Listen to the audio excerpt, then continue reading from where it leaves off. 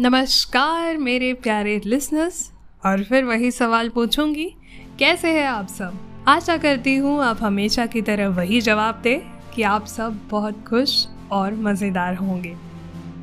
तो चलिए, आप सभी का स्वागत है दी वंडरस नारी पॉडकास्ट सीरीज में मेरे यानी आपके अपने अदिति के साथ।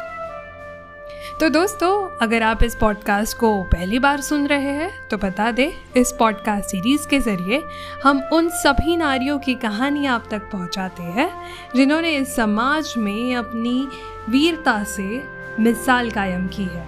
और आज ऐसी ही एक नारी की कहानी दी वंडरस नारी पॉडकास्ट सीरीज में हम आप तक पहुंचा रहे हैं। आज की कहानी के लिए मैं आपको लेकर चलूंगी आसाम की वादियों में, जहां जन्मी थी एक ऐसी बेटी जिसने मात्र 17 साल की उम्र में अपनी जान देश के नाम कर दी। तो आज हम बात कर रहे हैं कनकलता बारुआ की, जिन्हें लोग प्यार से बिरबाला भी कहते थे। दोस्तों, कनकलता का जन्म हुआ था 22 दिसंबर 1924 को असम के दरंग जिले के बरहामपुर गांव में। एक साधारण लेकिन देशभक्त आसामी परिवार में जन्मी कनकलता ने बचपन में ही संघर्ष को देखा। जब वो सिर्फ 5 साल की थी तब उनकी मां चल बसी। कुछ साल बाद उनके पिता का भी निधन हो गया। आप सोच सकते हैं, एक नन्ही बच्ची जिसने माँ बाप दोनों को खो दिया, उसका जीवन कैसा रहा होगा। लेकिन इस संघर्ष भरे परिस्थिति में कनकलता ने हार नहीं मानी। अपने दादा दादी के साथ रहकर पढ़ाई जारी रखी। उन्हें किताबों से बहुत प्यार था। देशभक्ति की कहानियाँ, झांसी की रानी, खुदीराम बोस और भगत सिंह ये उनके आदर्श बनी। 1930 और 40 के दशक में जब पूरा भारत ब्रिटिश राज के खिलाफ उठ खड़ा हुआ तो असम भी पीछे नहीं था। 1942 में महात्मा गांधी ने दिया भारत छोड़ो आंदोलन का नारा। तब कनकलता महज 17 साल की थी, लेकिन उनके भीतर जोश जवानों वाला था। उन्होंने मृण्मयी सेना नाम के एक युवा संस्था से जुड़कर लोगों में आज़ादी की अलख जगाई। अब आप सोच रहे होंगे, मृण्मयी सेना ये क्या है? यह एक युवा संगठन था जिसमें गांव की लड़कियां देशभक्ति के गीत गाती थी, झंडा उठाती और जनता को जागरूक करती थी। उनका उद्देश्य था गांव-गांव जाकर लोगों को अंग्रेजों के खिलाफ संगठित करना। और फिर आया वो दिन, 20 सितंबर 1942। कनकलता ने प्रण लिया, आज मैं तिरंगा लेकर जाऊंगी और थाना पर फहराकर ही लौटूंगी, या तिरंगे के साथ या शहीद हो जाऊंगी। 20 सितंबर की सुबह कनकलता और उनके साथियों ने तिरंगा लेकर गौपुर थाने की ओर चल बसे। हाथ में झंडा था और दिल में सिर्फ आज़ादी की लहर। जब वे थाने के करीब पहुंची, अंग्रेज अधिकारी चिल्लाए, रुको नहीं तो गोली मार देंगे।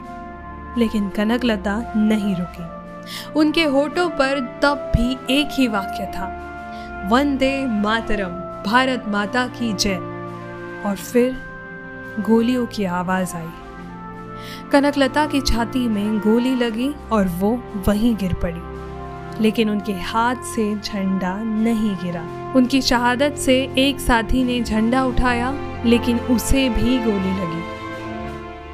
लेकिन इस दौरान उन्होंने तिरंगा गिरने नहीं दिया, क्योंकि अब देश के सीने पर लहरा रहा था भारत का तिरंगा।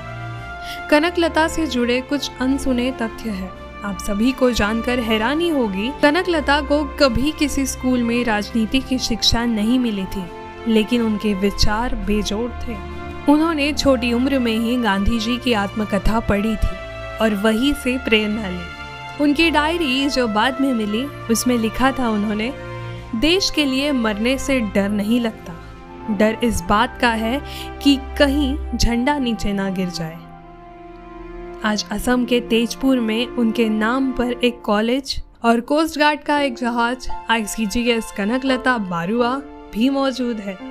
और हर साल इसी वीरांगना की यादों में असम में 20 सितंबर को कनकलता बलिदान दिवस के रूप में मनाया जाता है। तो दोस्तों, कनकलता बारुआ सिर्फ एक नाम नहीं, वो एक भावना है, एक जुनून है। और इस बात की मिसाल है कि देशभक्ति उम्र की मोहताज नहीं होती।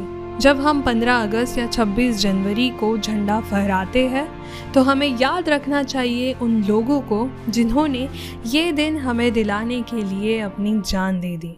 पिछले कहानी में भी हमने उम्र की बात की, जिसमें मातंगिनी हाजरा 70 साल की वो वृद्ध महिला जिन्होंने अपनी जान देश के नाम कर दी।